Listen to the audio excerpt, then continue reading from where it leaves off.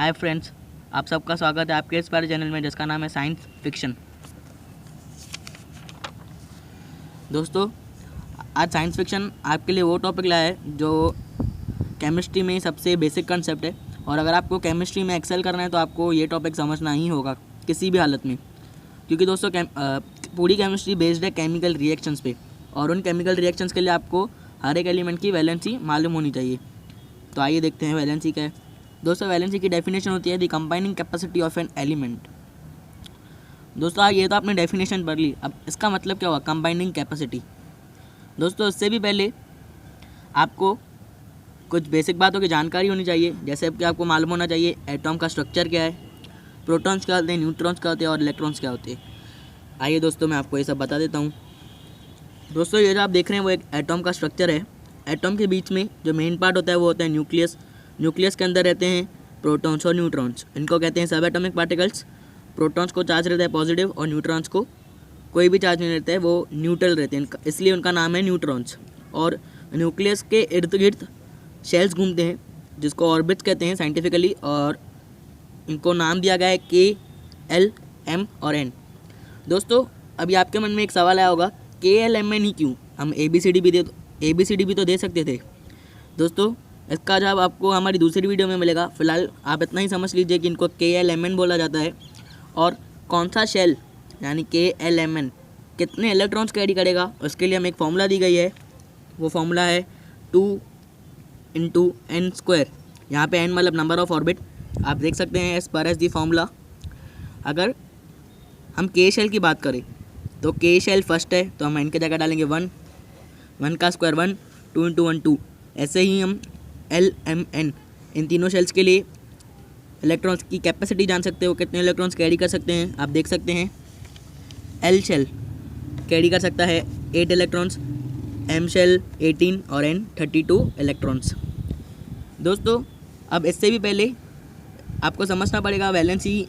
ये तो एटॉम का अभी मैंने आपको बेसिक स्ट्रक्चर बता दिया, और एक आपको दूसरी बात जो समझनी पड़ेगी एक एटॉम के लिए, वो ये होती है कि एटॉम इलेक्ट्रिकली न्यूट्रॉन होता है, न्यूट्रॉन नहीं न्यूट्रल। क्योंकि हर एक एटॉम में जितने प्रोटॉन्स रहते हैं उतने ही इलेक्ट्रॉन्स रहते हैं, क्योंकि प्रोटॉन्स होता है प्लस और इलेक्ट्रॉन्स होते हैं माइनस, तो वो एक दूसरे को बैलेंस कर लेते हैं, और इसकी वजह से हमें किसी भी चीज़ को छूने से शॉक नहीं आता। इसके पीछे का यही रीज़न है। दोस्तों, वैलेंसी के लिए आपको समझनी पड़ेगी ये दो वर्ड्स, कंबाइनिंग कैपेसिटी। उससे भी पहले आपको समझने पड़ेंगे वैलेंस इलेक्ट्रॉन्स क्या होते हैं। दोस्तों, वैलेंस इलेक्ट्रॉन्स वो होते हैं जो किसी भी एलिमेंट के आउटर मोस्ट ऑर्बिट में प्रेजेंट हो। आउटर मोस्ट ऑर्बिट मतलब लास्ट वाला ऑर्बिट। अब अलग अलग एलिमेंट्स के लिए लास्ट वाला ऑर्बिट डिफरेंट रहता है। जैसे आप देख सकते हैं यह हाइड्रोजन एटॉम है, उसके बीच में न्यूक्लियस, और हाइड्रोजन एटॉम को एक ही शेल होता है और इसमें एक ही इलेक्ट्रॉन होता है, तो उसके लिए आउटर मोस्ट ऑर्बिट हुआ K शेल। आप देख सकते हैं ये क्लोरीन का स्ट्रक्चर है। क्लोरीन का आउटर मोस्ट ऑर्बिट रहता है M शेल, और उसके इलेक्ट्रॉनिक कन्फिग्रेशन मतलब arrangement of electrons in their orbits is called as electronic configuration, वो है 2 8 7। आप देख सकते हैं हाइड्रोजन को एक ही इलेक्ट्रॉन है, क्लोरीन को 7 है उसके आउटर मोस्ट ऑर्बिट में। दोस्तों, आपने पक्का ना पक्का कभी ये सोचा होगा कि कोई भी एलिमेंट केमिकल रिएक्शन में पार्टिसिपेट क्यों करता है। इसका बेसिक रीज़न यही है कि वो अपने आप को स्टेबल बनाने के लिए केमिकल रिएक्शन में पार्ट लेता है। दोस्तों, अभी आप बोलेंगे स्टेबल मतलब क्या। दोस्तों, K शेल को छोड़ के हर एक एलिमेंट के पास L, M और N शेल में 8 इलेक्ट्रॉन्स होने चाहिए, तभी जाके वो स्टेबल बनते हैं। अगर ज़्यादा हैं तो भी प्रॉब्लम है, कम है तो भी प्रॉब्लम है।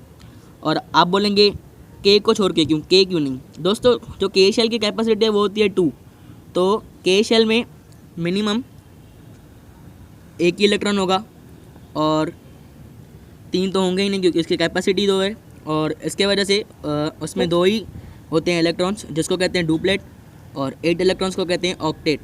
तो बहुत सारे एलिमेंट्स अपना ऑक्टेट कंप्लीट करने के लिए केमिकल रिएक्शन में पार्टिसिपेट करते हैं, और बहुत सारे एलिमेंट्स अपना डुप्लेट कंप्लीट करने के लिए। आप देख सकते हैं हाइड्रोजन के पास एक ही इलेक्ट्रॉन है उसका आउटर मोस्ट ऑर्बिट में, तो जब पार्टिसिपेट करेगा तो वो उस एलिमेंट के साथ पार्टिसिपेट करेगा जिसके साथ वो स्टेबल बन सके।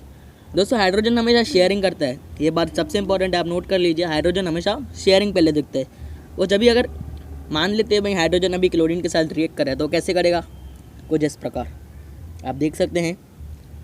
क्लोरीन बोलेगा तुझे भी एक चाहिए, हाइड्रोजन बोलेगा मुझे भी एक चाहिए, तो दोनों करेगा। दोनों झगड़ा तो नहीं कर सकते, वो दोनों अपना एक एक इलेक्ट्रॉन शेयर करेंगे। देख सकते हैं उनके ऑर्बिट साथ में आ गए और दोनों के पास अब दोनों एलिमेंट स्टेबल हो गए। देख सकते हैं आप हाइड्रोजन के पास 2 है, उसका डुप्लेट कंप्लीट हो गया।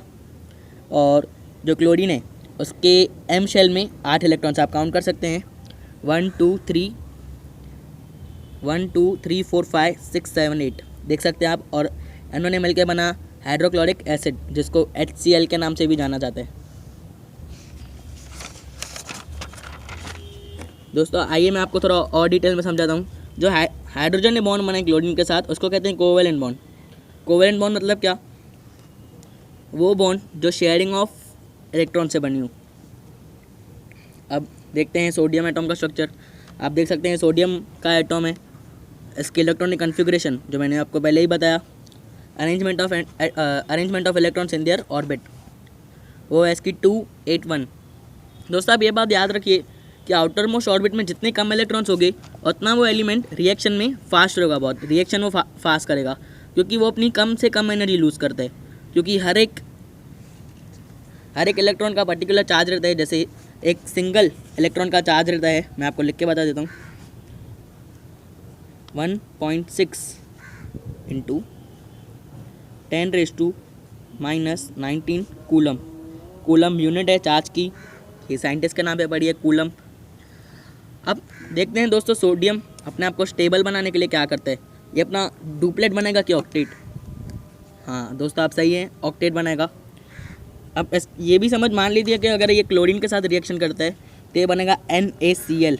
ये गिव एंड टेक करेंगे, देख सकते हैं आप, और इसे कहते हैं कॉमन सॉल्ट, सोडियम क्लोराइड। और ये आयनिक बॉन्ड बना दे।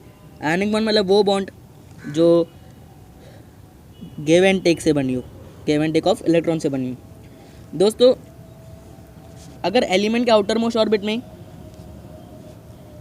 1 2 या 3 इलेक्ट्रॉन्स है तो वो हमेशा गिव करने की कोशिश करते, देने की कोशिश करते।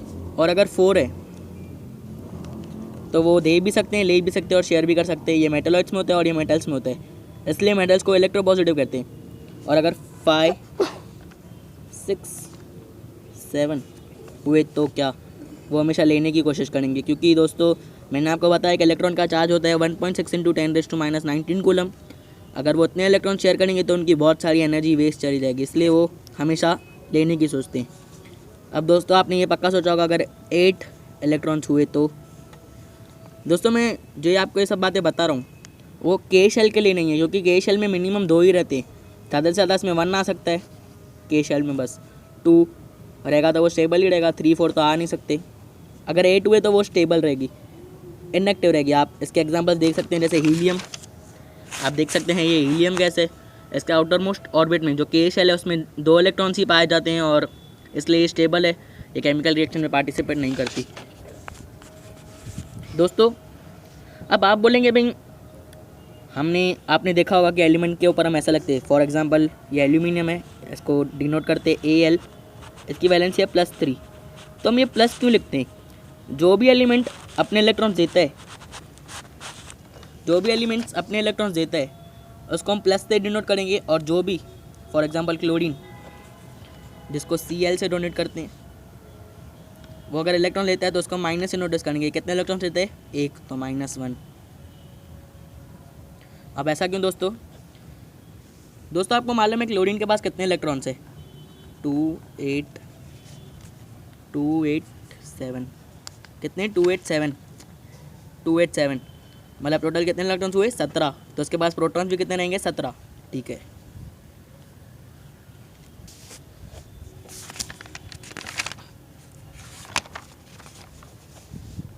सत्रह इलेक्ट्रॉन्स मतलब E- 17 प्रोटॉन्स। अब दोस्तों जैसे ही क्लोरीन अपने आप को स्टेबल बनाने के लिए एक इलेक्ट्रॉन कैरी करेगा तो इसके पास हो जाएंगे 18 प्रोटॉन, 2 8 8। और जो प्रोटॉन्स हैं जिनके पास पॉजिटिव चार्ज रहता है वो हो जाएंगे 17।